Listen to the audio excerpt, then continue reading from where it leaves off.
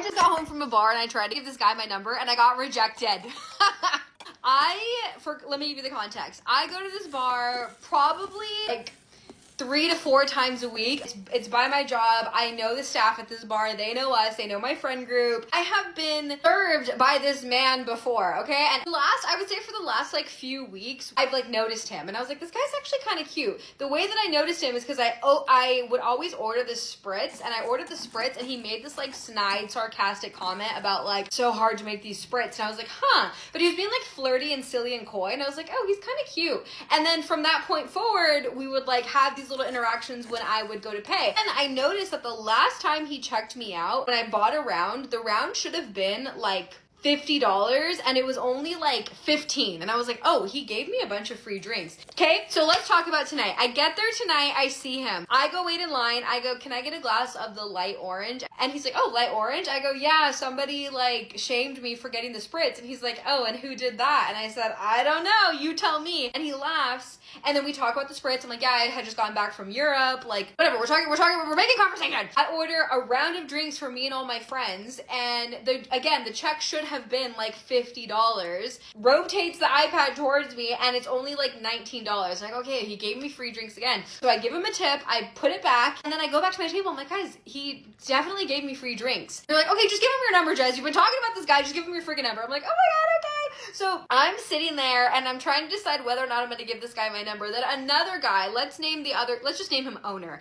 Owner walks up to us. He also works at the bar and he knows us because we're always there. He goes, hey guys, what are you doing tonight? We make conversation. And I'm like, hey, I'm just gonna be so honest with you. Sorry, my hair is like so crazy. I'm just gonna be so honest with you. I think let's name cutie bartender Michael. I think Michael is so cute and I want to give him my number. And Owner laughs and he goes, oh, you should totally do that. I'm like, wait, but does Michael have a girlfriend? And he goes, oh, I don't know. And I'm like, wait, what do you mean? And he's like, I've definitely seen him holding hands with the girl. It was like kind of a while ago and I just don't really know. And I'm like, okay, then I'm not gonna give him my number. And he's like, no, you should at least ask him. Like, I'm really not sure if he has a girlfriend or who this girl is. Oh, and when I was in line getting the round, I'm like, hey, what's your name, by the way? Like, I always talk to you, I've never known your name. And he tells me his name. Again, we're pretending his name is Michael. He goes, oh, my name is Michael. I go, oh, my name is Jezebel. Nice to meet you. Okay, so then after Owner encourages me to give me his number, I write it down on a piece of paper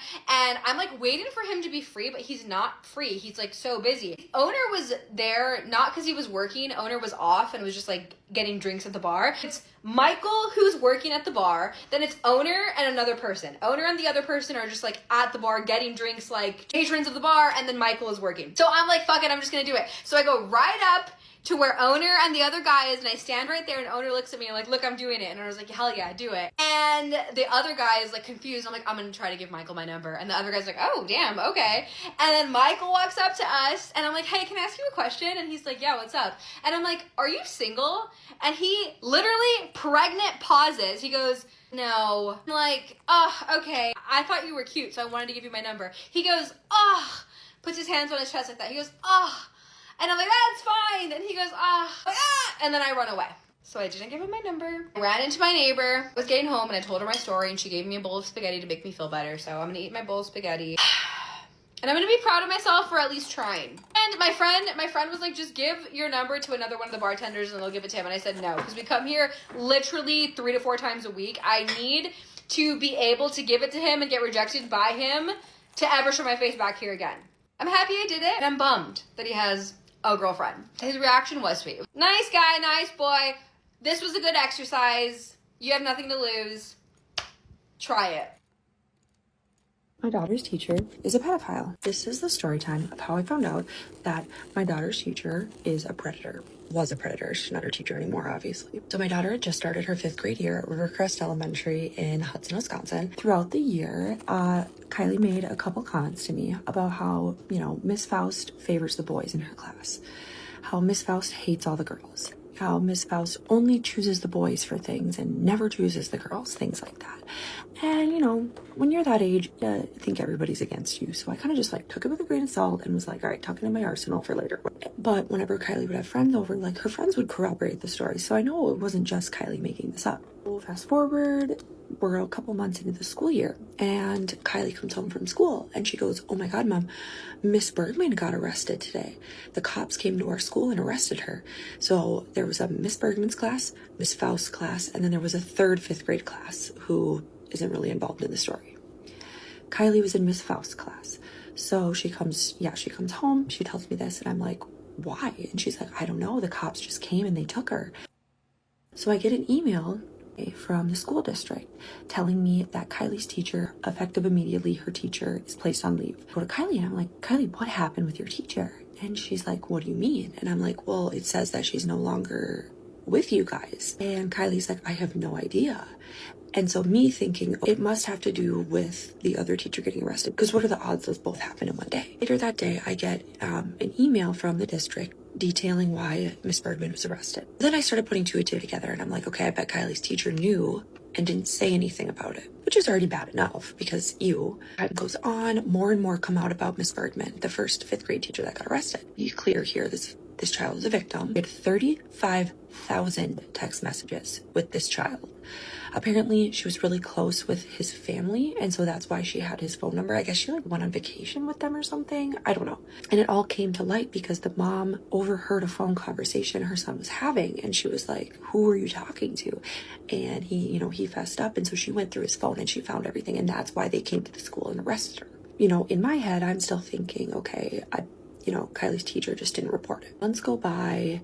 This is kind of the talk of the town. Hudson's not super small, but it's not super big either. The school year ends, summer begins, yada yada. Then I see court documents that are just released, and the Hudson School District told us about this. They sent us an email over the summer saying that there's been updated charges to Miss Faust, which was Kylie's teacher. So I'm like, I gotta read this because they still to this day had not exactly told us why she was then placed on leave. I'm opening up these court documents thinking, okay, I'm sure it's just what I was thinking. Wrong. She has 4 pending felony charges in St. Croix County. It was failure to protect a child, mental harm to a child enticement, and sexual misconduct. So I'm reading through this court document and it says that apparently Kylie's teacher also had a student of her own that she was preying upon. It didn't give us the name, obviously he's a minor, so it just gave us the initials. So I say to Kylie, do you know anyone in your class that had these initials? And she goes, oh my gosh, yes. She says, I know exactly who that is. She was always making him stay behind at lunch to eat lunch with her as a special treat. She would always make him hug her at the end of the day. She was always favoring him. And of course, hindsight's 2020, so she's starting to tell me all these things. She goes, oh yeah, Mom, I forgot to tell you. Right before Miss Bergman was arrested, one of my friends came out of the bathroom and ran up to me and said, Kylie, I just saw Miss Bergman and the child she was preying upon kissing. So Kylie ran and told her teacher and was like, Miss Faust, so-and-so just told me they saw this. And Miss Faust said, oh, don't worry about it. I'm sure it's nothing. I'm sure they just saw wrong. You're a liar! And of course my daughter, she's 10, 11, and so she's like, okay. And she trusts her because she's an adult. And we're supposed to trust adults when we're that age. Under this court document, and I'm seeing all these things about how she pushed this child up against the wall after class and made him kiss her. That he felt extremely uncomfortable around her. There was a lot. So then I'm at work the other night, a couple weeks ago, and my sisters send me a news article. And there's more. So apparently, after Kylie's teacher was placed on leave, she went and found a nannying job over in Minnesota. And preyed upon the children there too. She got charged with 3rd-degree sexual misconduct with these children that she was nannying for. So because there are hundreds of news articles on this, I asked ChatGPT to go through and just summarize it. So I'm going to post it here for you guys because it's a lot to explain, but essentially these are the new charges that she's now being charged with, along with the ones that she's being charged with here in Hudson.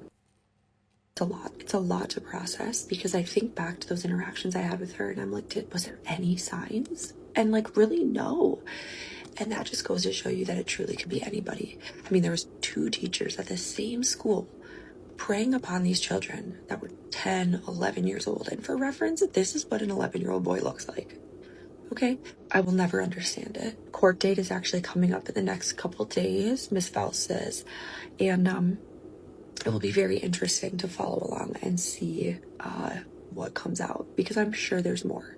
And one thing that I cannot get over is, like, imagine spending your life and thousands and thousands and thousands of dollars to go to school to be an educator and dedicating your life to being a teacher, and you can't even make it through your first year teaching. You can't even make it through your first year teaching before you prey on children. Fucking creep. And you know that that girl wanted to be a teacher so that she could prey on young boys. You know that. There's no way that this was like the first time that she had had these thoughts. Absolutely not. And you know that she purposely went into that profession so she could prey on young boys. Story time on the most amount of money I've ever been offered as a model to do one of the craziest requests I've ever heard. So as many of y'all know, I have been working as a model since I was a teenager, and I first started living in a model house in New York right out of high school. I was living there. I was going around with my friends, just living that New York City life, living in the model house every single day, going to castings, partying, going to parties after, and just really honestly thriving. I had gone to a party one night for my agency, and it was very typical that you go with your agency and a lot of the other models that were there, and we were all matching all the girls in us. We had all decided that we were going through this Chicago phase, so we were all wearing black slacks, suspenders that we had down, cropped little tank tops, white, and just had like red lipsticks on, and we thought we were being really cute. So we're there, and I'm standing in the middle of this party. It's on a very tall building over in the financial district, and I believe it was just a brand party or a business party that they wanted models at. My agent at the time was there. There were a ton of models from different agencies, and this was like a very typical thing where agents would kind of like pimp models out, because yes, guys, the modeling industry is very dark, and I can go into that. It used to be a lot darker than it is now, and it is still dark now. So I can go into more details on that and all the dastardly things that I had to deal with, but this was one of those nights that really opened my eyes. I was probably 18 and a half. I'm standing in the middle of this room, and I'm talking with my agent, and she just kind of looks over, and there was always these like older businessmen and dudes that looked like they were from the Middle East, and just like kind of men that like seemed important, and you weren't sure if they were designers or businessmen or honestly just rich dudes that wanted to hang around models. So my agent is there talking to me, and at one point she's like, hey, like, I'll be right back. She leaves, and then I start talking to two of the other models that are with my agency. We're standing there, and I kind of look over because one of the models is like, hey, Kat, who is, we're going to call my agent Taylor at the time, Taylor talking to? Like, they look like sheiks or something, or princes from the Middle East. And I'm like, I don't know who those men are. And then they're all pointing and kind of like looking at us. And I see the guys like kind of like smiling and nodding towards me and my friends, other models over there. I'm standing there with a glass of champagne. Taylor comes back over. She's like, I need to talk to you alone. I'm like, okay, great. We walk over next to these like velour couches that had these like big green tall curtains. I think it was a hotel bar. I'm sitting there, and she's like, hey, those men over there really, really like your look. I'm like, oh, that's cool. Who are they? And she's like, one of them is the prince of, and I don't know what Middle Eastern country it was, I forget, but he was some prince from the Middle East.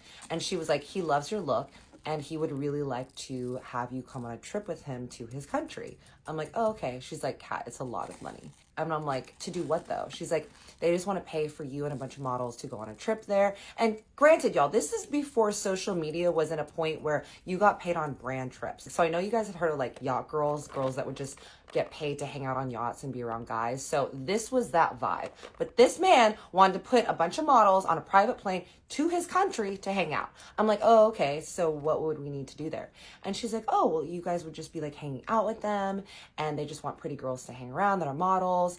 And I'm like, okay. Now this wasn't the first offer that I ever received like this, so it wasn't crazy. But she was like, it's a lot of money. I'm like, how much money were you talking? And she's like, $450,000. I'm like, okay, I was not born yesterday. Clearly, this man is shelling out that type of money, not just because he wants some sort of hangout with some pretty girls. He's definitely gonna want more than that. I'm like, Taylor, there needs to be more to this than that. And she's like, no, really, like, I think that's it. They just want you to hang out. I'm like, okay, well, that just seems really sketchy. Like, would we need to do like things with them? Like, would we be required to give them favors? And she's like, no, they just want to be surrounded by beautiful women. I'm like, okay. I'm like, well, let me think about it. And I'm like, who else are they wanting to invite? And she named 3 other girls that were with our agency. I'm like, okay, I'm going to go chat with them. She's like, you think about it, but it's like a really good opportunity. I'm like, right. I go over and I find this girl, I'm going to call her Natalie. She was a model from the Ukraine that I knew because we had done a shoot for Crest white strips together, or a commercial.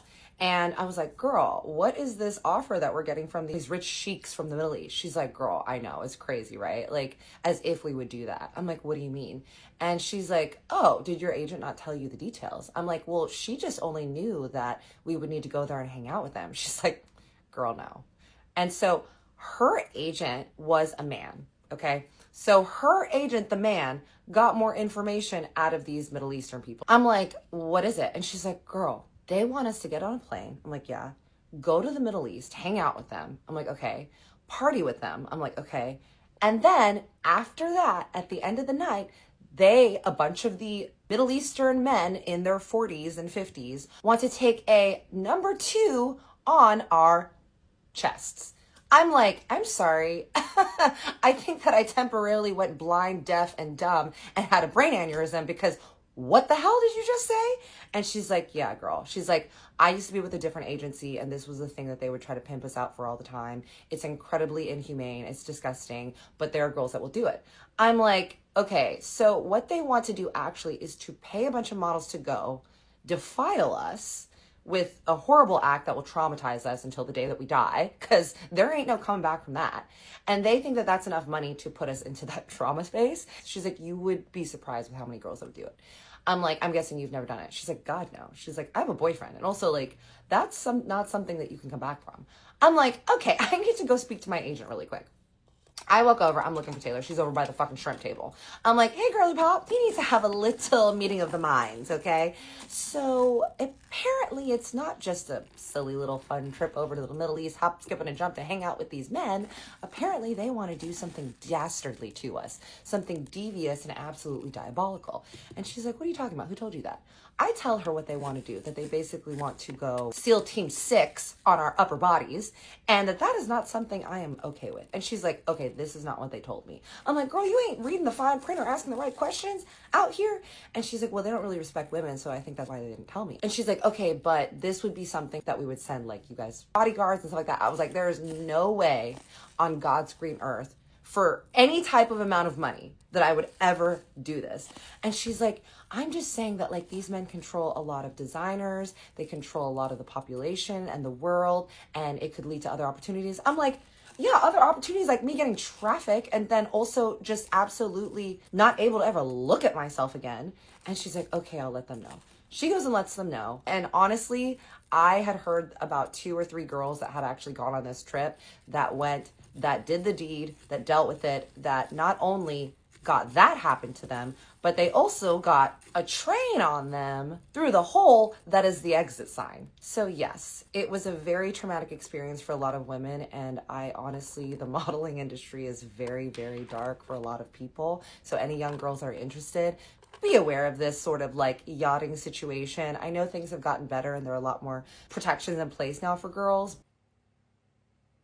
So, your favorite 2 influencers stabbed me in the back at the influencer Halloween party in New York, and I feel like y'all should know. So here's the story time, and yes, I will be name dropping. Okay, starting off, before we even get into the story, y'all, I was not going to bring this to the internet. I'm going to come out about this, but I feel like y'all should know who y'all are truly supporting. And as always, before we start, if this got on your For You page, do not forget to comment For You page in the comments. I'm noticing all comments that comment For You page. Okay, so the influencers that are involved in this story are Daniel, Addie. This has been my best friend for about a year, and then I found out what he did. Cam, which was the one that told me, and my ex, which is also an influencer. So I'm not even going to name drop his name because I didn't know he was gay. And I'm not the type of person to just get on here and just out people. We're just going to use code names and we're going to call him Influencer. So me and Influencer were dating for about 6 to, I actually think almost 7 months. And I mean, like, literally everything was good. I introduced him to, like, literally all my friends. I'm about to be looking like a dummy because this hair is in my face and it's just overstimulating me. So. Okay, anyway, so me, Daniel, and Addie had this trio group chat that we would use pretty frequently. And sometimes I would add Influencer, which was my ex, to the call sometimes, and sometimes Addie would flirt with him. Like, I didn't, like, he always does that, so I just thought it was a joke, but he kept doing it to the point where it was just kind of getting, like, okay, like, it's giving you want it, you want me. So then when I told him how I felt, he didn't care, he continued to do it, so I'm like, okay, I'm dropping him. And also, mind you, I told Daniel that I was dropping him because how I felt, and he was like, yeah, I understand, blah, blah, blah, blah.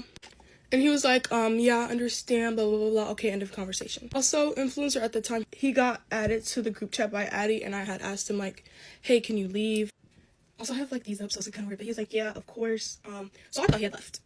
So I guess they would all three call. Okay, so after school, like, I kind of have a busy schedule, so I'm doing things, so I guess that's when they would call. On that call would be Daniel, my ex, and Addie would conceivably flirt with him, which literally is normal, hello. But what made it different this time is this guy actually starts flirting back with my friend. I'm pretty sure you guys know when all these influencers were in New York City or whatever like that. Tell me why they linked up behind my back at some mall. And I'm pretty sure y'all seen Daniel's video when him and Eddie collabed. Yeah, I didn't get invited to that. But why? Because my man at the time was there. And I was very upset that they had this included me. But now I actually knew why. So how I found out is I guess Kim got added to a call because y'all know what Kim does. And I guess Addie in that call with Kim had mentioned that. And Kim's like, wait, what? Wasn't him and Nevaeh have been dating for, like, I don't know how long or whatever. So this boy, Addie, he goes like, yeah, but I'm okay with being the side. Mind you, he tells me, like, 2 hours before the party. And I was just hurt. Like, I was crying. And my plan was to confront Daniel at the party. Because me and Addie weren't that close, so I didn't expect him. Like, what he did was still wrong, but me and Daniel, we were very close. So I would have at least expected him to tell me. And I was just hurt. Like, I was crying. But he didn't. So we get to the party, ask him about it. He's lying. And I'm like crying. Literally hysterically crying, lying. Saying I didn't know and all this other stuff. I'm just like, you know what? Okay. After the party, I blocked Daniel on iMessage. I blocked everyone, to be honest. Aside from Kim. Also, I do want to put out there that this person I was dating, our relationship was very private. On YouTube, I do post like little hints, but it's been very private. I have gave Daniel the opportunity many times to just take accountability. Addie as well. I gave everyone the chance multiple times to take accountability. But they didn't want to. So guess what? Let me know if you want the part 2 because this isn't the end, but this is the end of the video. I gotta go to school. This video isn't to spread hate. It's not. I just want to come out about this, but that is it. Remember to have a great day. Like, I love y'all. Bye. Here's a list of things I've done or have had happen to me as someone who doesn't get embarrassed easily. Starting off strong, I was arguing with this guy, really joking around, and I didn't believe him, so I said, swear on your mom. And he said, I don't have one. And to which I responded with, yes, you do, stop lying. To which he said, she died. To which I said, oh. The worst part is that happened more than once with multiple different guys. Next one, I was in this English class and I was like unpacking my things. And I like unpacked something, I took it out, and a tampon flew out of my backpack. It like jumped. I'm not even shitting you. It got right in front of the walkway of this boy in my class, who I did not talk to much at the time. We're friends now, but like we weren't then. And he like automatically like he reached down to like pick it up for me without registering what it is. He registered what it was and like stood straight back up after he'd already bent over to grab it. Stood straight back up, didn't grab it, and just turned and walked away. But like by away, I mean like to the seat right next to me because he was my partner. Oh my gosh, this one was bad. My next one is one time I was in an English class and a different English class, and at the end of the class, like class year, my teacher's like, oh, you get to choose your seats, like put in this poll who you want to sit next to, like your friends, and then we'll choose seats. And I was like, all right, bet. Like I'm gonna put the cutest guy in my class in there because like I was not friends with him, by the way. Like I was not friends with him. I was like, I'm just gonna put the cutest guy in the class right there, so then like I can sit next to him and like nobody's gonna know. Like no one will know. So a couple weeks later, my plan worked out perfectly, by the way. I sat right next to him. I was like, bet. Like we were kind of like talking it up, whatever. One day we're like joking. I'm a tease. I tease people. Like I was teasing him, and I was like, oh, like Miss so-and-so. I was probably supposed to myself. I was like, Miss so-and-so, like, I don't know why you'd put me next to this guy, like, joking. And she was like, oh, but Ellie, you told me you were friends with him. Like, you wrote on your poll you were friends with him. Why would you expose me like that? Why would you expose me like that? I felt, he sat there and he was like, what? And I was like, I think I'm gonna pass out. Like, guys, somebody call. This one's just purely, like, embarrassing, and like honestly I deserve hate for this one, so I'm so sorry for all involved in this story. One of my boyfriends broke up with me and got with a girl quickly after, and I was psycho. I mean, I feel like all girls are. I feel like everyone's a little bit psycho in their own ways, but like whatever. It really showed through in this story. And I found her Instagram account and followed her, which might not seem like a big deal, except our only mutuals were him and some other random person. Yeah, that one was rough. Oh gosh, the next one, I went on a hiking date with one of like this guy that I was talking to, or like going on a few dates with, and once again, I'm a tease. It literally gets me in trouble every time. I don't know why I keep doing it. I brake check him, and I like kind of slip. I slip back. I like reach my hands back to like catch myself. I literally slapped him in the balls so hard, and I'm pretty sure he follows me. So I'm so sorry if you're seeing. Like I genuinely am so sorry. I have a little brother, and he has like we have like a family iPad, and so but it's linked to my phone and my brother's phone. So like they have like all their contact, all our photos. He shows the iPad to my mom while she's in the shower, and she sees it's a FaceTime, and she's like, what? Like, wait, like you're on FaceTime? She like covers up the iPad, obviously hangs up on it because she's in the shower, by the way, in the shower. It's a FaceTime with my teenage brother's friends, like littler, like he's a freshman this year. His friends are on this FaceTime, and they saw my mom. Now you might be asking, Ellie, how does this involve you? See, they all assumed it was me. They all thought it was me that they saw naked that day. So, sorry to throw you under the bus, Mom, but I cannot be taking the fall for that one. Another one was I went like dress shopping for some occasion, and I was with one of my guy friends and his little sister, and for some reason this dressing room didn't have like a boys and a girls. It was just like bam, dressing room, stall, choose what you want. So I'm changing, and my guy friend's little sister goes to get me a different size of a dress, whatever, and he's still there, and I'm sitting there with like pants on, but like really no top, because I'm just waiting for like a dress in the changing room, obviously, and he's outside the changing room, and he's like joking around, and like he like hits the door kind of, and then he hits the door again. That lock did not last. Hits door, swings wide open. I had no shirt on. And then my last one for today is that one time I was at my friend's house, and we were talking about underwear in her kitchen. I don't know. I honestly cannot explain any of these. I can't explain any of these. Like, I can't. I'm sorry. And we were talking about underwear. Okay, and we were freshman maybe, and she has an older brother, and this older brother's friend was like, they were seniors at the time, they were like everyone's hallway crush. I'm talking every single person's hallway crush. Like he was just he was beautiful. And we're talking about underwear. They're in the garage, by the way, and I speak really loudly, and I don't notice anything else that's going on around me clearly, and he walks in as I'm talking about whether or not I own a white pair of underwear. I've never spoken to him before in my entire life. And the first words that he hears coming out of my mouth is, I don't own any white underwear, but I need to go buy some. And then I see him, and I was like, oh, okay. I literally, oh, okay came out of my mouth as soon as I saw him. Everyone went dead silent, and I said, oh, okay. And he just looked at me, and I was like,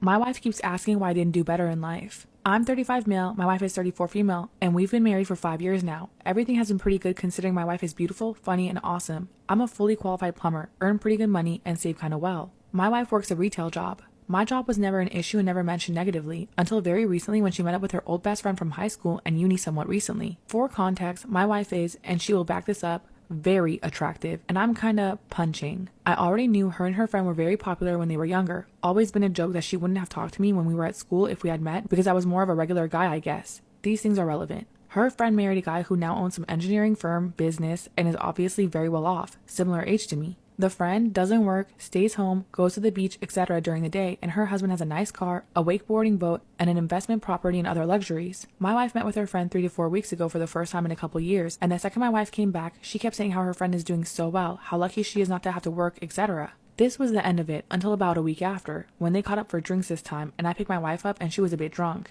In the car, she asked, "Did you study at school? How come you never started a business?" And just a couple insulting questions I felt kind of bad about. I ignored them, but during the drive, she continued to mention how her friend doesn't have to work and how her friend was going on about how she didn't ever expect my girlfriend to have to work a normal job, etc. Well, this past week, my wife has continued to prod and ask questions about why I'm not higher up at my job, if I don't try at work, if I'm settling career-wise, etc. She admitted to me that she wishes she didn't have to work and it's not her dream to be working a job every day. I feel really shitty about myself and have been looking online for jobs that pay higher out of curiosity. Not much does that I could even remotely qualify for. I told her that I'm sorry and I'm trying my best, and she's been a bit dismissive of it. Where do I go from here? How do I tell my wife that it's not possible for her to be a stay-at-home wife?